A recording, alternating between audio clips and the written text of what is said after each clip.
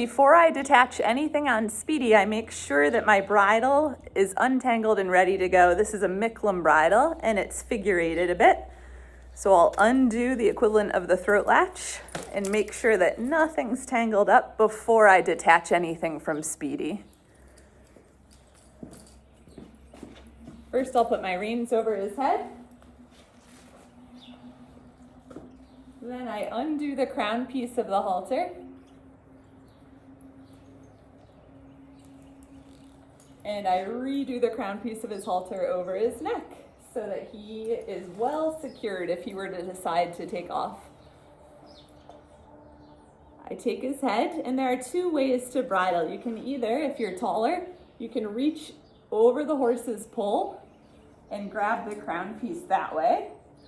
But I've been this height for a very long time, so I like to take them by the nose, hand all the leather goods all organized to my right hand, organize the bit, and push it gently up into his teeth until he opens. Then my right hand begins to pull up. I put his right ear under the crown piece first, then I gently put his left ear in. The calmer and more gently you can do this, the less likely you'll end up with a horse who's head shy. I make sure nothing's touching his eye from the bridle on either side.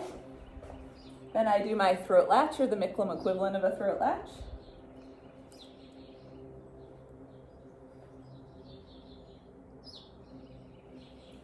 And his nose band.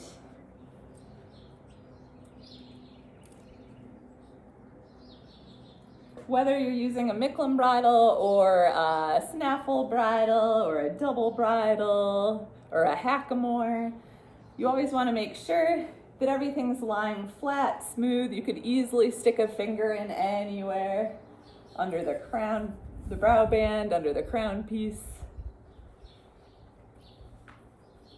Wait, good boy, Speedy. Then when I'm ready to lead him away, I take the cross ties off.